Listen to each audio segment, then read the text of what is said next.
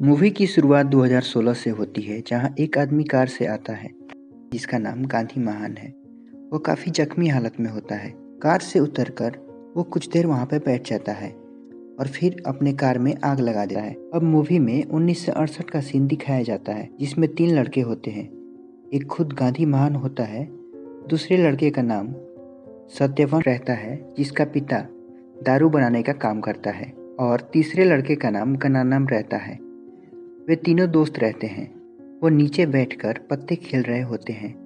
तभी उनके बीच लड़ाई हो जाती है, जिसमें उन्हें काफ़ी चोट लगती है।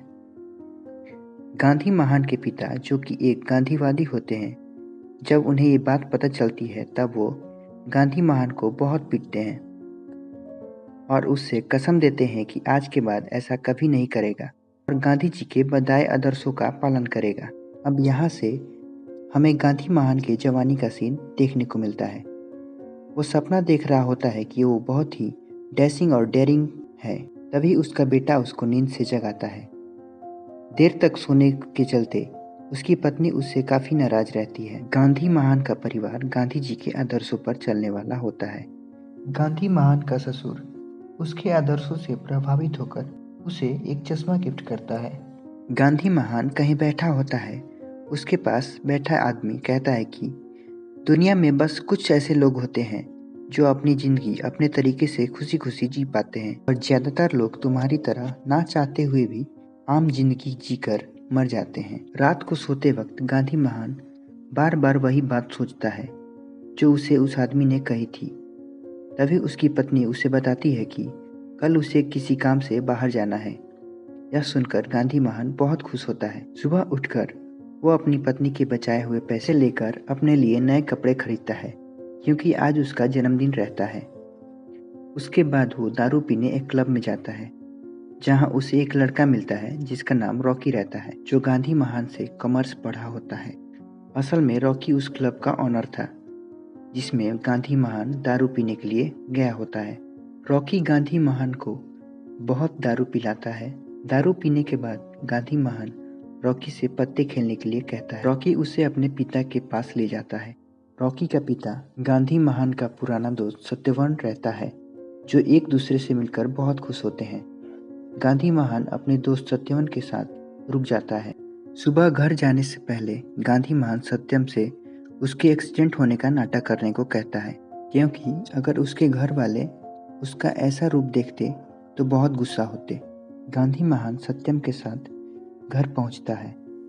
उसे उस रूप में देखकर गांधी महान के परिवार में झगड़ा होने लगता है और सत्यवान को गांधी महान की पत्नी एक थप्पड़ मार देती है। इससे गुस्सा होकर गांधी महान अपनी पत्नी को थप्पड़ मार देता है, जिसके बाद उसकी पत्नी अपने बेटे को लेकर घर छोड़ देती है। गांधी महान का दोस्त सत्यम उसके पास आता है और उसे सब कुछ ठीक हो जाने का भरोसा दिलाता है। कुछ दिन बाद गांधी महान सत्यम को उसके दारू का बिजनेस बढ़ाने का आइडिया देता है। अब दोनों साथ मिलकर दारू का बिजनेस करते हैं। कुछ दिनों में गांधी महान बहुत पैसे कमाने लगता है।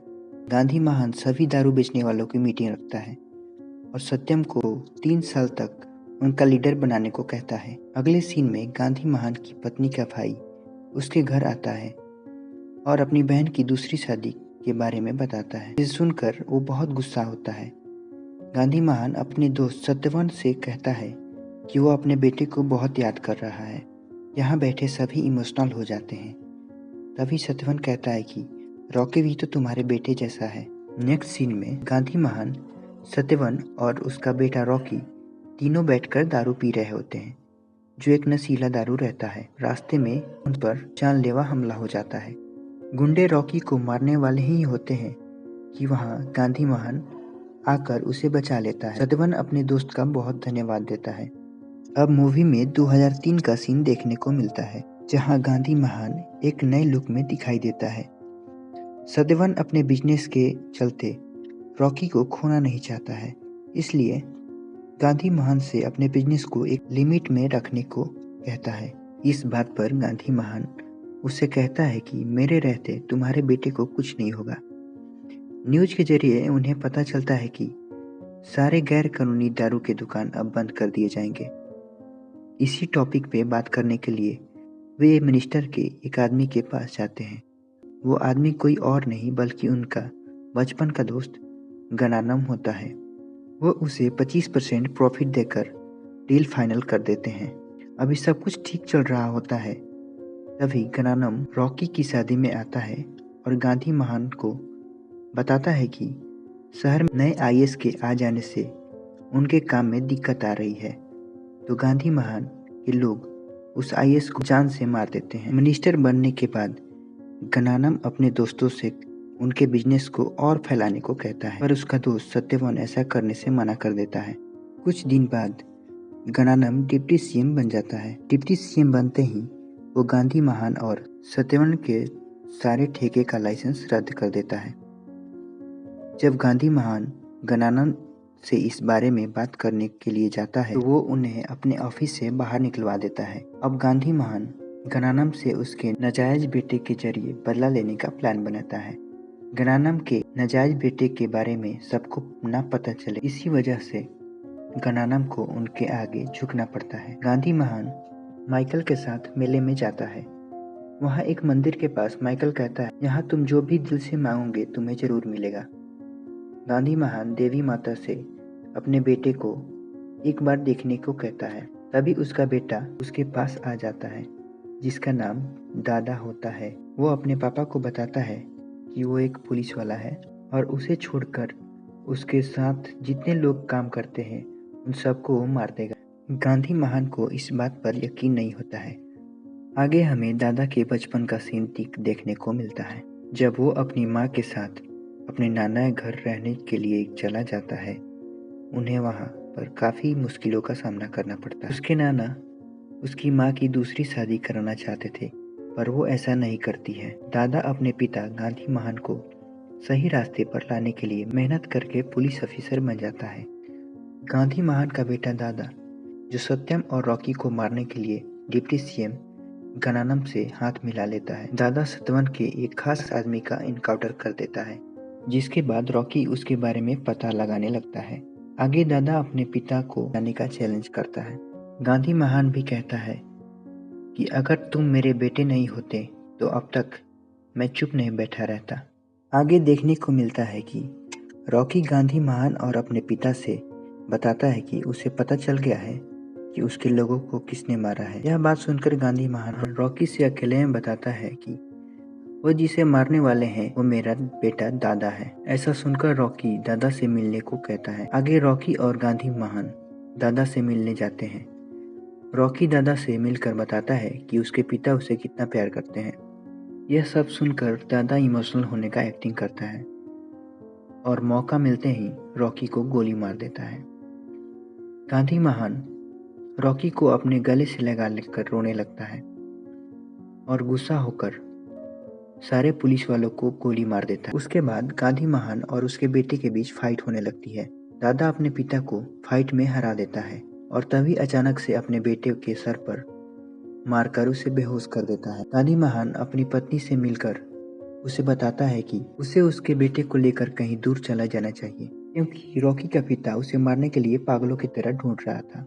दादा की माँ हॉस्पिटल में उसे समझाती है कि उसके जान को खतरा है, पर वो कुछ नहीं सुनता। इधर सत्यवान गांधी महान से कहता है कि शायद मेरा बेटा गनानन की वजह से मारा गया है। गांधी महान सत्यवान से कहता है कि वो खुद रॉकी का बदला लेगा। गन लेकर वो गनानन के पास जाने लगता है। तभी उसकी वाइफ उसके घर आती है और बताती है कि हम डिप्टी सीएम से बात कर लिए हैं और बहुत जल्द यहाँ से चले जाएंगे।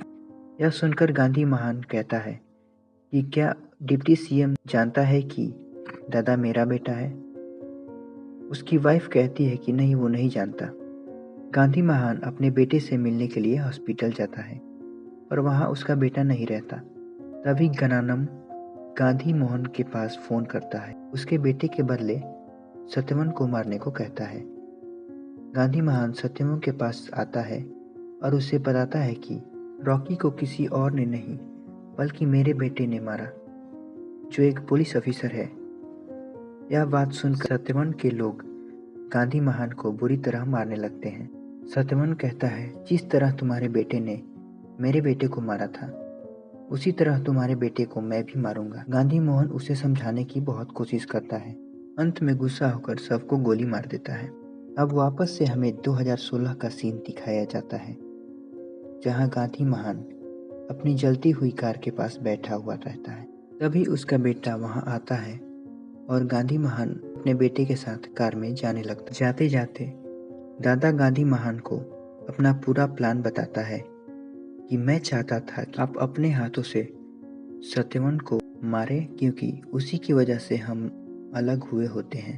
तभी गांधी महान अपने बेटे को सबक सिखाने के लिए उसे ऐसा विश्वास दिलाता है, तुम्हारी माँ को गणानम ने किडनैप कर लिया है और तुम्हें गणानम को मारना होगा। दादा अपनी माँ के लिए गणानम को मारने चला जाता है। अब गांधी महान हंसते हुए अपने घर जाता है, जहां उसकी पत्नी बेहोश हालत में रहती है। दरअसल गांधी महान दादा से झूठ बोलता है कि उसकी माँ का किडनैप हुआ है। गांधी महान एक गन लेकर सारे दारू के बोतलों को गोली मारकर फोड़ देता है। तब गांधी महान गणानम को कॉल करके कहता है कि जैसे बचपन में तुमने मेरे कुत्ते को मेरे खिलाफ किया था और इतने साल बाद तुमने मेरे साथ फिर से वैसा ही किया, पर अब की बार तुम मेरे बेटे से बच नहीं पाओगे।